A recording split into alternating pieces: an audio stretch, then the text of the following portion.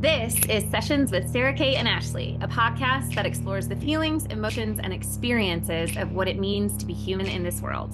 This podcast is intended for educational purposes only and is not meant to replace therapeutic services of any kind. Please refer to the list of references if you need support. And before you dive in, please like, subscribe, comment, share with anyone you think might also connect with today's session. Our goal is to reach as many people as possible, and we are endlessly grateful for your continued support. So, let's get to it. Woo! Okay. Hello, everyone. Welcome back to another episode of Sessions with Sara Cate and Ashley.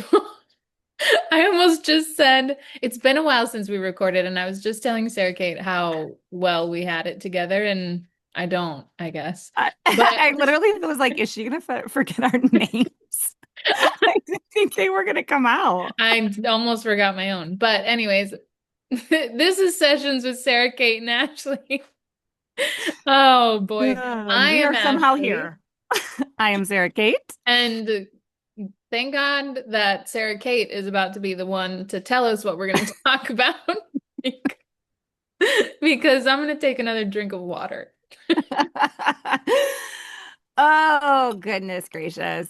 You know, so Ashley and I, this fall has been rocking and rolling for both of us for a lot of reasons. And so we were just talking about how somehow we've kept the wheels on. And you know, we don't ever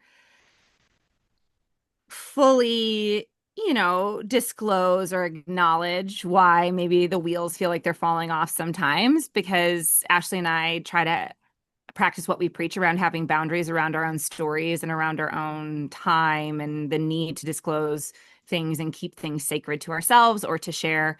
And we share a lot on here, but there are some things that we really hold sacred and we kind of keep until we feel, if we feel, they need to be shared. And so we were laughing about how somehow we keep these wheels on, but I feel like it's sometimes it's like with popsicle sticks and Elmer's glue.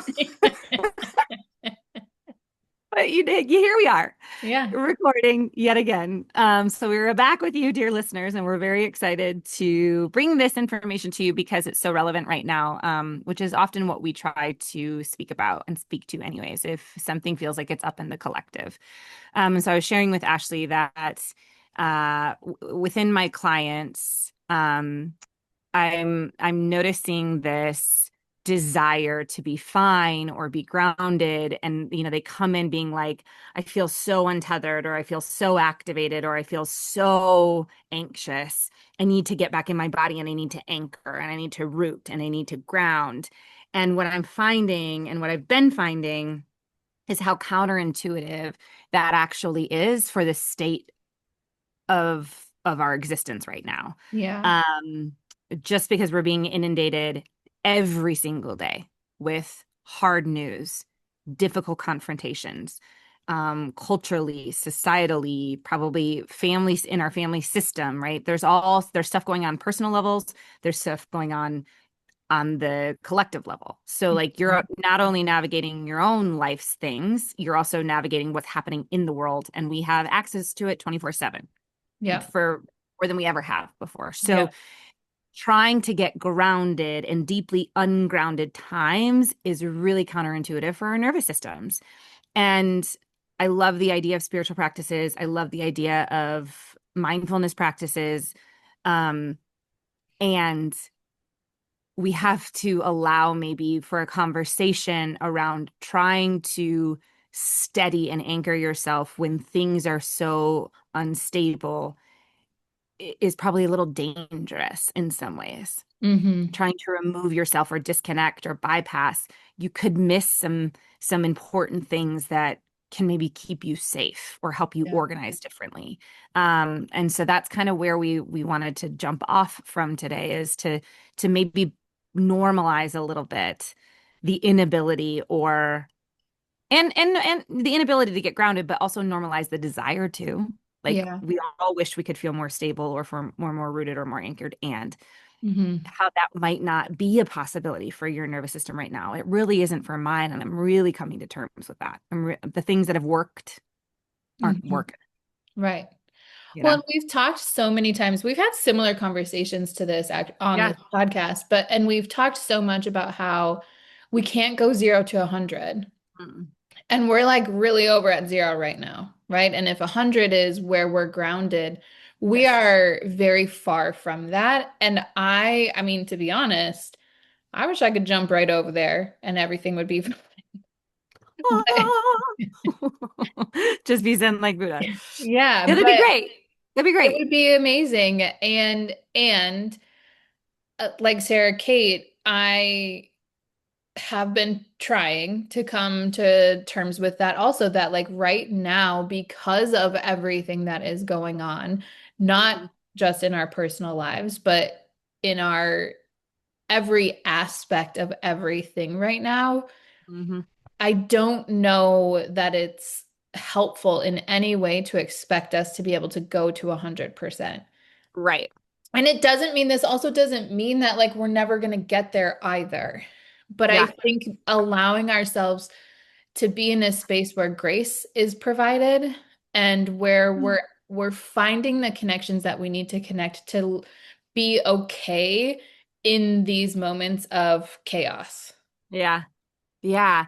And that, that compassionate way of starting to work with our systems, um, actually really is what mindfulness practice is. Right. Mindfulness practice isn't how do I get myself so regulated and so grounded that I'm unbothered by everything. Yeah. Mindfulness practice is how can I be present amidst the chaos, Mm-hmm. right? We're not changing or Mm-hmm. controlling the chaos. We're helping ourselves at least stay present. And sometimes present looks like fight. Yeah. Right? Sometimes presence looks like I'm gonna get activated right now. I'm gonna set a hard boundary. Mm-hmm. Sometimes presence looks like, no, I need to evacuate the situation, Yeah. right? Sometimes it's flight.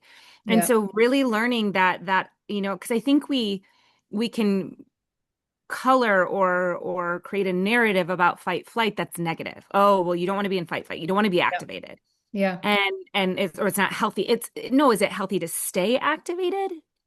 Not great, not great for our nervous system, but to activate when we need to do what we need to, and then be able to kind of click down a notch or two, is actually the goal. It's to be Yeah. able to move between that fight flight activation and come back into a little bit more regulation. But right now, regulation can't look like flatlined.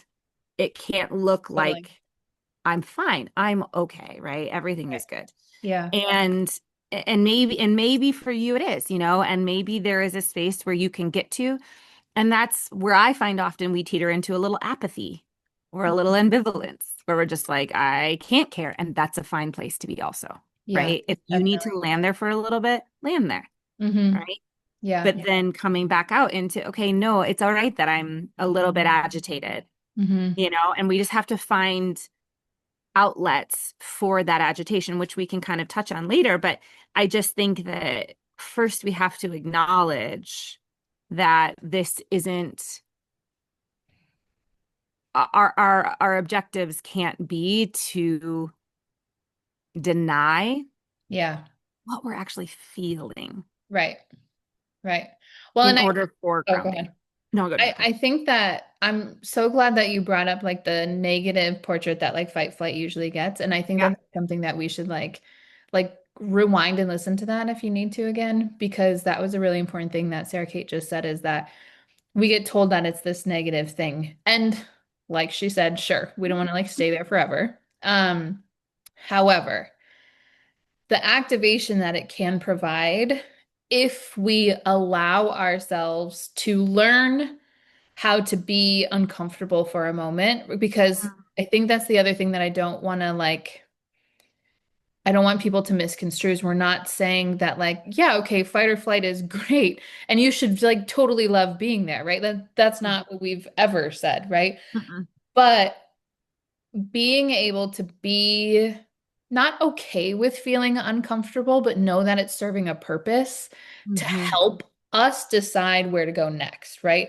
That's what it's doing Yeah. to us. It's helping us figure out, how do we find a little bit of like the down regulation? What step do we want to take next? Is it that we need to be a little bit agitated because that's what's going to fuel us to go forward and take this step to set the boundary? right? Yeah. Or, like Sarah Kate said on the other side, is it the thing that's going to tell us, give us enough belief that the right thing that we need to do is to actually retreat and just Mhm. remove ourselves from the situation? If we Mhm. don't have that, we can't get anywhere. And then we're Mhm. really stuck. And then we're really stuck, which, kind of lends itself to if we stay in fight flight too long, then often we find ourselves in freeze, Right. right? And even functional freeze, which I've had to have a lot of conversations around that level of activation, Mhm. right? Maybe talk about that a little bit. Like, what is functional freeze? Yeah, functional freeze is kind of like categorically you're able to do the things, quote unquote, you need to do, Hmm. right? You can maybe get to work and maybe you're really killing it at work, or you're able to get your kids to soccer practice, get home, make dinner. But then what's happening behind, I always say, what's happening behind your eyes, Hmm. right? Where's your brain? If your brain is numb, if your brain is dull, if then you're at home and you can't activate into, I need to move that laundry pile off my bed to put it away. If Hmm. you can't, if you find yourself unable to do a task because all of a sudden you think about the 10 other things you need to do before the task happens, Hmm. that can be a form of functional freeze, right? Where the things that I quote unquote need to do can still organize and happen. But the other things that are like a little bit more ancillary or kind of not quite necessary to my functioning, Hmm. they don't get done. Yep. Maybe it's a project, maybe it's Yeah. a pile of mail. But Yeah. if you find yourself unable to just complete or even complete a task, maybe you can start a task and then we can't finish it, Hmm. right? I find myself, this is an interesting one. I'm a psychopath, but I have to have my nails very short.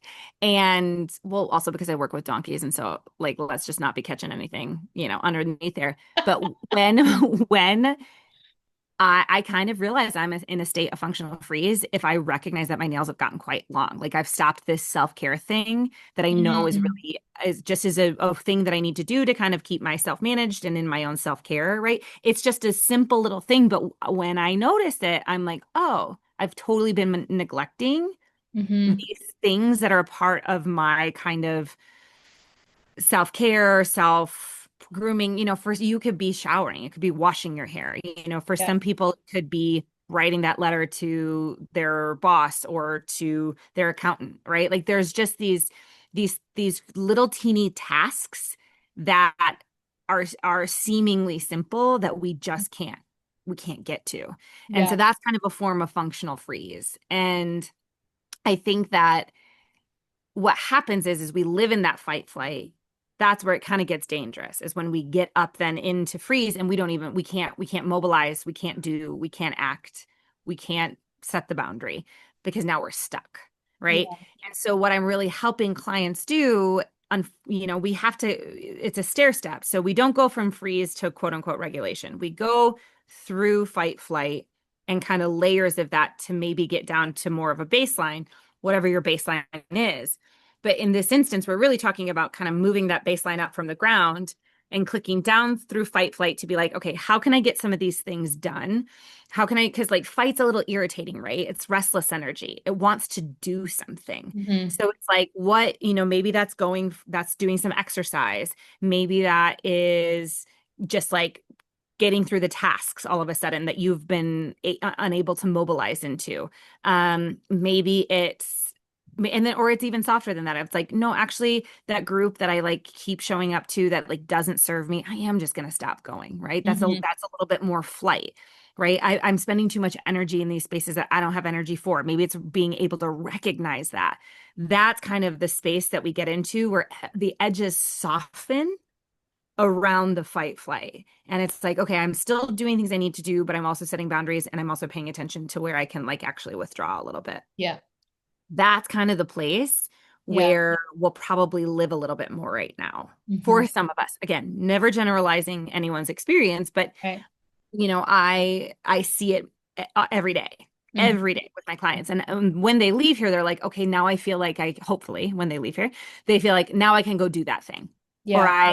now I feel a little bit more energy to kind of take care of some stuff. Mhm. Right. But Yeah. I'm also not feeling fine. Yeah, and I you should have seen, so if you're not watching YouTube, go watch YouTube to see Sarah Kate's face when she So says animated. fine.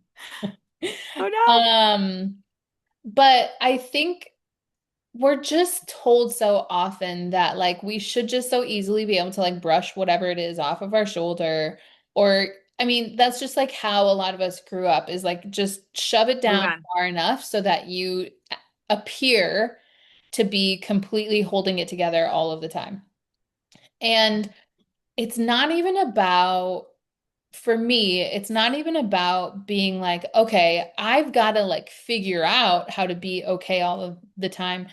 It's more about giving myself permission to just say, like, oh, Hmm. I don't actually have to go all the way down and be in this like completely grounded state, because there are some things that are actually really bothering me. And it's okay for me to admit that. It's okay for me to like have Hmm. this session with a therapist and then say, like, yeah, okay, I'm different than when I walked in, and I'm still not fine. Hmm. Hmm.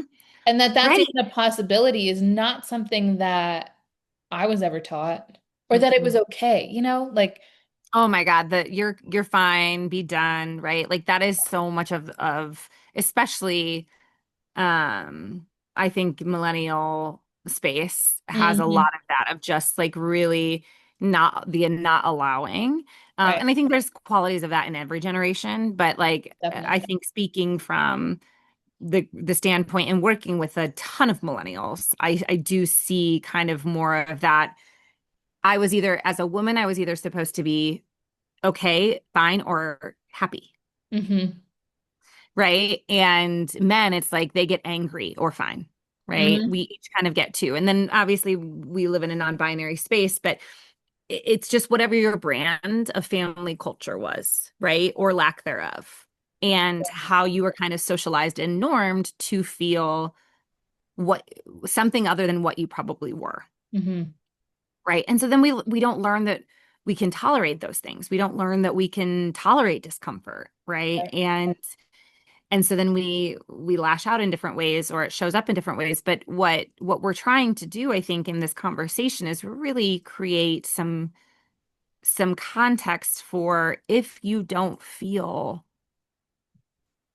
quite agitated, if you feel irritated, if you find yourself snapping more often than not, if you find yourself kind of having these moments of just incredible discomfort, yes, that is happening. hmm And you're not doing something wrong because you can't solve it.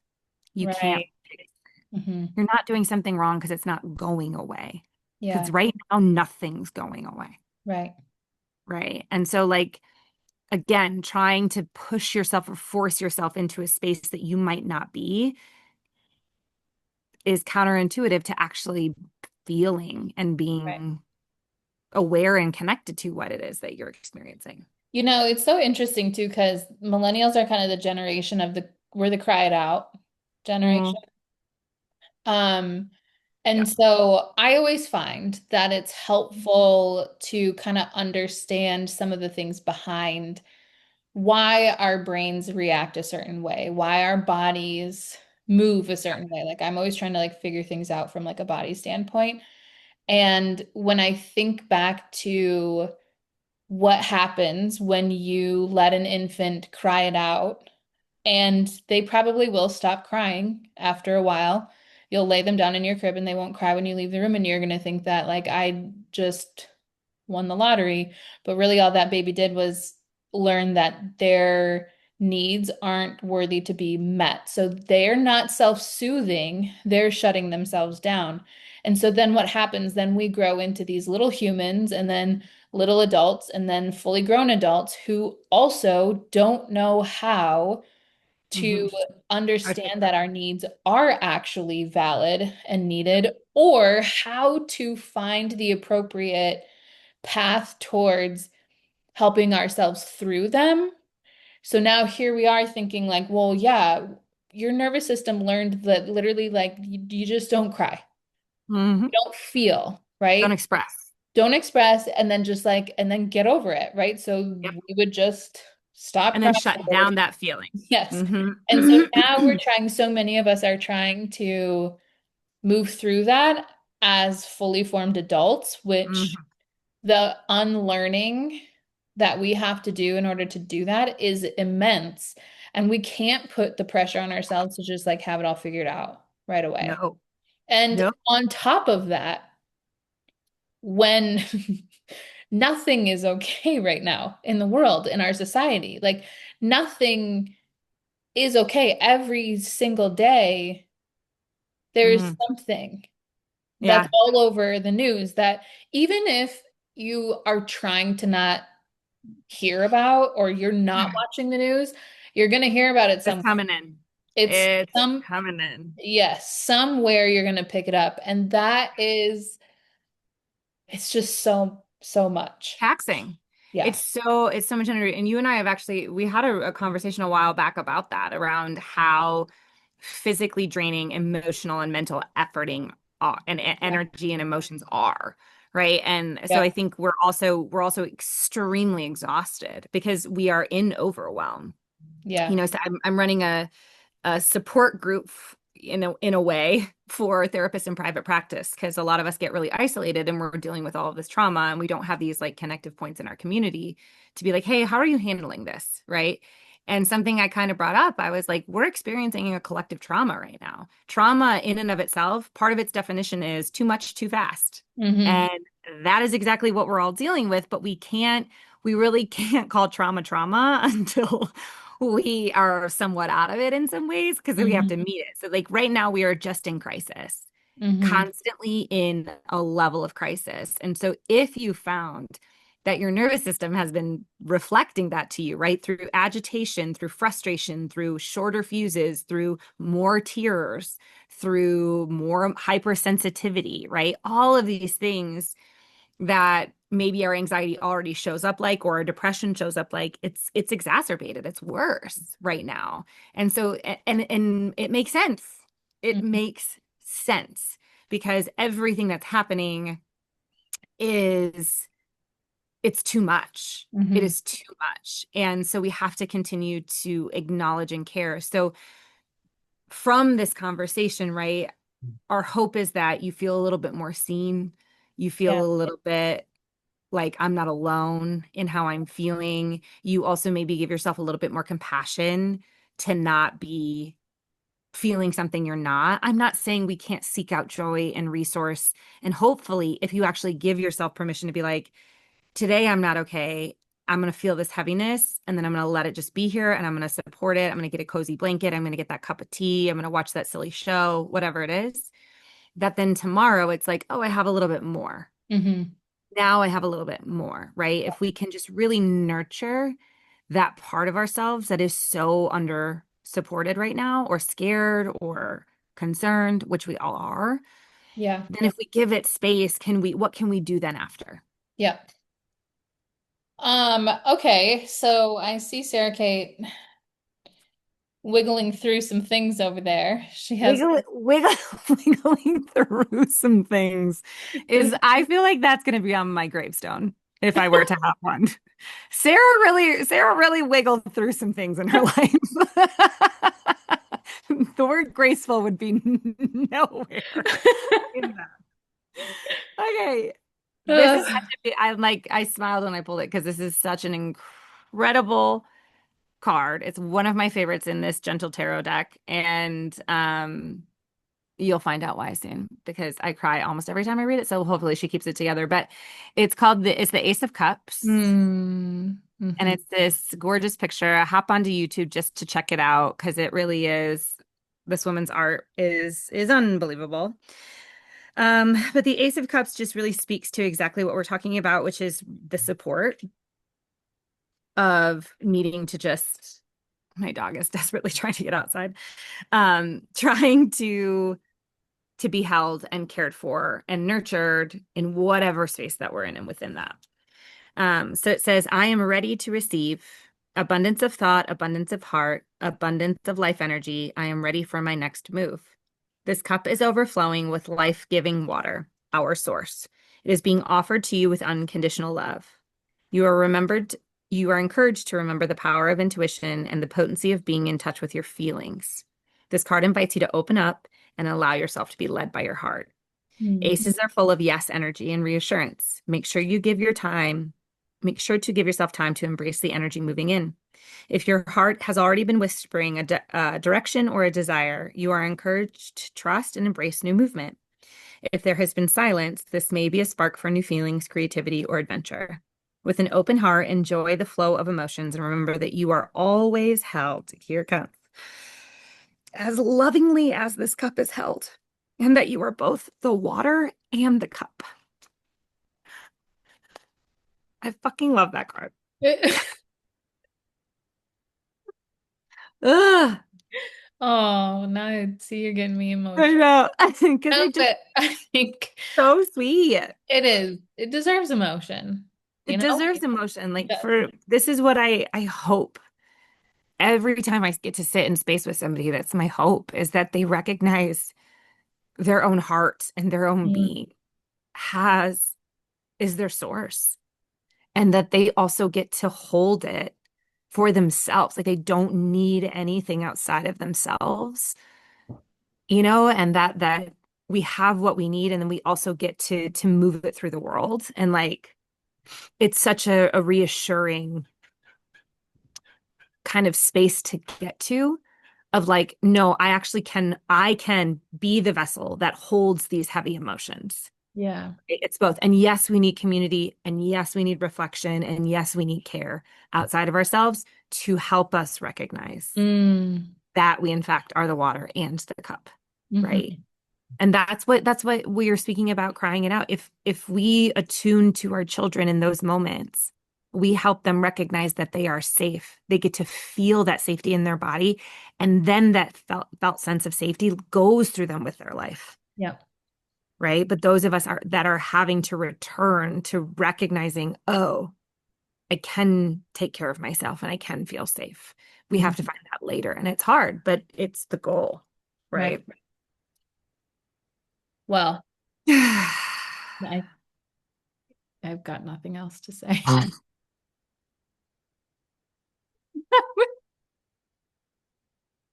That was just really beautiful, Sara Cate. I just think that I shouldn't screw anything up after that. No, not screwing anything up. Also, I just have to say really quickly, we were having a conversation. I asked Ashley if there was anything she wanted to talk about, and she's like, well, I didn't write it down on a sticky note, so I don't remember what it was.